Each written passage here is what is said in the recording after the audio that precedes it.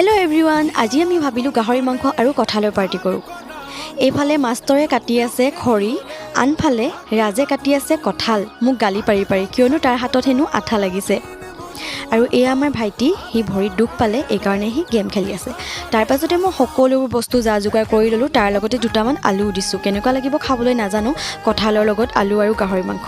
Party বুলিনো কি আৰু, আমাৰ যদি খাবলৈ মন যায়, আমাৰ গাঁৱৰ ল'ৰা ছোৱালী কেইটামান মিলি আমি 50-60 টকা কালেকশ্যন কৰি এনেকৈয়ে আমি ভাতৰ পাৰ্টি কৰোঁ, লগতে গাহৰি মাংস আৰু যি পাৰোঁ আৰু। মোৰ বনাই মেলি হৈ গ'ল। এয়া আহি পালেহি মৌ আৰু বৌ। তাৰ পাছতে আমি খাবলৈ বহিলোঁ। আমাৰ ঘৰত যিহেতু মানুহ খুবেই কম, অকল ভাইটি আৰু মই, সেই গতিকে ইহঁতে যেতিয়া মাজে সময়ে আমাৰ ঘৰলৈ আহে, তেতিয়া যে মোৰ বহুত বেছি ভাল লাগে। এইফালে আমাৰ মোক দদায়েকে কিবা এটা কথাত গালি দিলে, তাই একদম মুখ ফুলাই আছে, কাকো নামাতে। তাৰ পাছতে মই সকলোকে বিদায় দিলোঁ, সকলোবোৰ ঘৰ গ'ল। আজিলৈ মোৰ ভিডিঅ'টো ইমানে, অহা ভিডিঅ'ত আকৌ লগ পাম। ধন্যবাদ।